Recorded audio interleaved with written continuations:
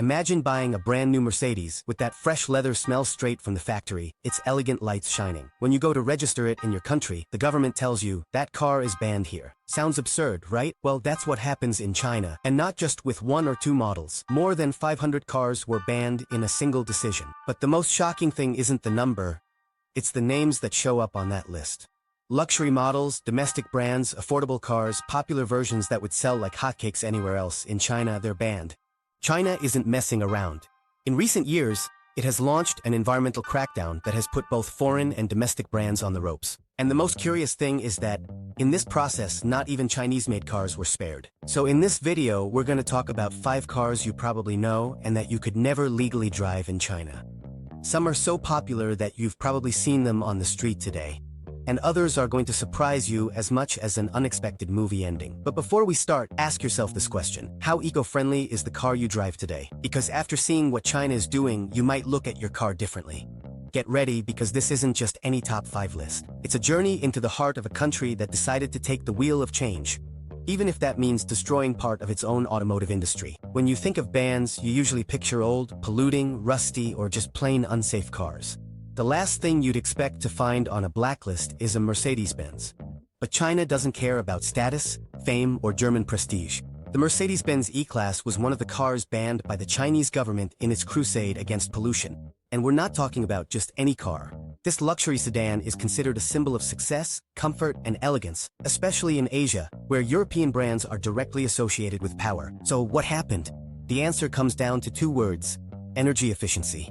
How is it possible for such a modern car to be left out? That's a great question. Because yes, the E-Class comes equipped with cutting-edge technology, assistance systems, emission controls, and efficient driving modes. But all of that isn't enough if the engine is still too powerful and heavy for China's regulatory framework. And if you don't comply, you're out. It's that simple. It's that drastic. What used to be an advantage, more power, more torque, more presence, can now be a death sentence for certain models. China is sending a very clear message. The future doesn't belong to those with the most luxurious car, but to those who pollute less. Imagine if, in your country, all cars that use more than a certain amount of fuel per kilometer were banned. Your neighbor with his 8-cylinder SUV, your uncle with his lifelong pickup, the college kid with his second-hand sports car. How many cars would be left on the streets? Now imagine that this is already happening, because in China it's not just imagination, it's reality. When we think of a banned car, we usually picture something extreme. A polluting hot rod or an outdated tank. But the Chevrolet Cruze, seriously? That compact sedan, reliable, family-friendly, fuel-efficient, with thousands of units sold all over the world. How is it possible that it didn't make the cut in China? Well, yes, the Chevrolet Cruze sedan was included in the famous list of 553 vehicles banned by the Chinese government. And the reason, once again, has nothing to do with looks, safety, or even technology. It has to do with emissions and fuel consumption. This model was designed to meet Euro 4 standards, an emissions regulation that was revolutionary at the time, but by 2018 in China, it was already outdated. At that point, the Chinese government had adopted much stricter regulations, with parameters that in some cases were close to Euro 6. And that put models like the Cruze in a tough spot, because even though it was still perfectly legal and efficient in America or parts of Europe, in China it just didn't measure up anymore. This is where things get even more ironic. The Cruze was specifically designed to be an affordable, efficient, and practical car. Its 4-cylinder engine was focused on providing range, not speed. And yet, that wasn't enough. Why? Because despite its good intentions, the data didn't lie. Its fuel consumption and emission levels exceeded the new thresholds.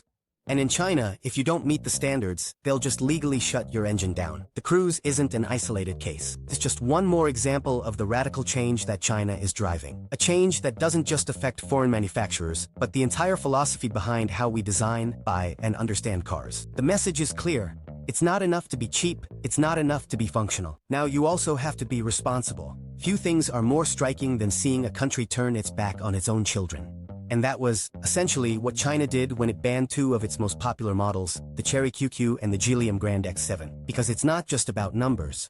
It's about identity, about national industry, about automotive pride. For years, the Chery QQ was one of the most beloved cars among the Chinese people. Compact, economical, perfect for cities. It was even nicknamed by some media outlets as the people's car in China. But in 2018, certain versions of the QQ were blacklisted.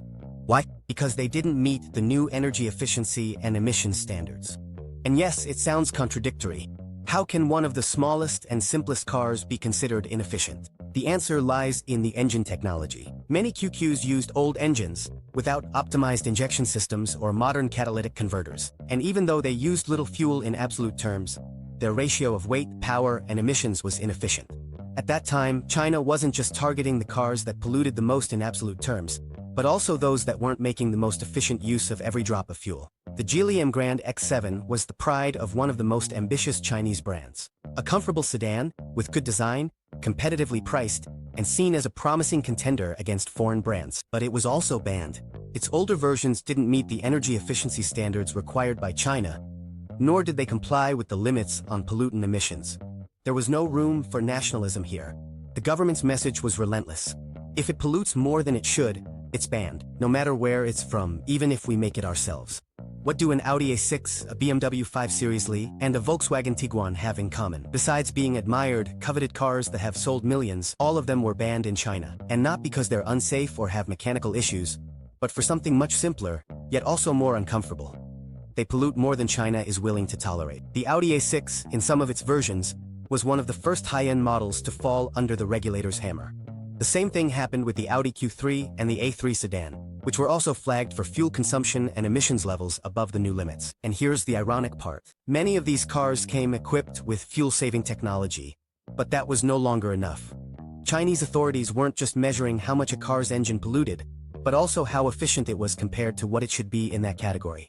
If you're an SUV or a luxury sedan, you have to perform better. If not, you're out. The BMW 5 Series Li, this is an even more symbolic case. It was designed specifically for the Chinese market. A longer, more spacious version, made for the Asian customer who wants to be driven, not to drive. And even so, even in its own home, this BMW was banned.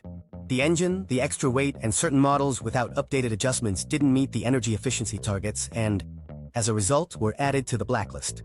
Perhaps the most puzzling thing was seeing the first-generation Volkswagen Tiguan and the Jetta among those banned. These models, considered icons of reliability and efficiency in America and Europe, failed to meet the demands of Chinese regulations. But that's exactly what happened. Models that were once global standards became illegal, simply because the standard changed. When you look at the list of cars banned in China, the first thing you think is, they're crazy. How can they ban Mercedes, Audis, Volkswagens, even their own cars like the Chery QQ? But the answer is more logical and more ambitious than it seems. China isn't improvising. It's executing a plan, and the goal is clear: to become the world's leading country in clean mobility. The bans didn't just come out of nowhere. Everything is based on a set of policies launched in 2016 and reinforced in 2018 under a long and not-so-sexy program name: Fuel Consumption Standards for Passenger Vehicles. What do these standards say? First, each manufacturer has an average fuel consumption limit for its line of cars. Second, if an individual car exceeds the maximum allowed limit, it cannot be produced or sold. Third, the calculation considers not only the consumption per kilometer, but also the CO2 emissions per gram. Why are they so strict?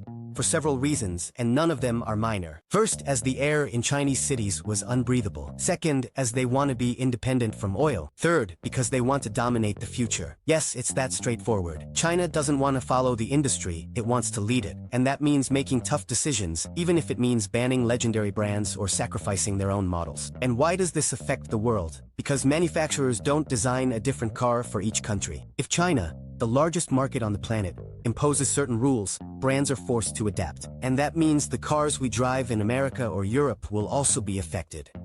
Today, you see a Mercedes driving by and you think luxury. You see an Audi and you think success. You see a Jetta and you think trust. But what if tomorrow they told you all of them were banned? Not because they're unsafe nor because they're bad cars, but because they no longer meet what the planet needs. There's something that few people want to admit. Chinese regulations aren't some strange Eastern quirk. They're a mirror, a glimpse of the direction Asia and the world are heading. And even though Latin America is still far from having such strict standards, the truth is that global manufacturers are already producing with those standards in mind. That means the car you buy today might not be legal in 5 years. Fuel could get more expensive if new environmental goals aren't met. And your options as a consumer could shrink if brands decide not to offer inefficient models in certain markets. What do you think? Do you agree with a country banning certain models because they pollute more than allowed? Would you like that to happen in your city? Leave your thoughts in the comments because this debate is just getting started. And what if, instead of asking how fast a car goes, we start asking how much it pollutes? Because in a few years, the real luxury cars might not be the most expensive ones, but the ones that leave the smallest footprint.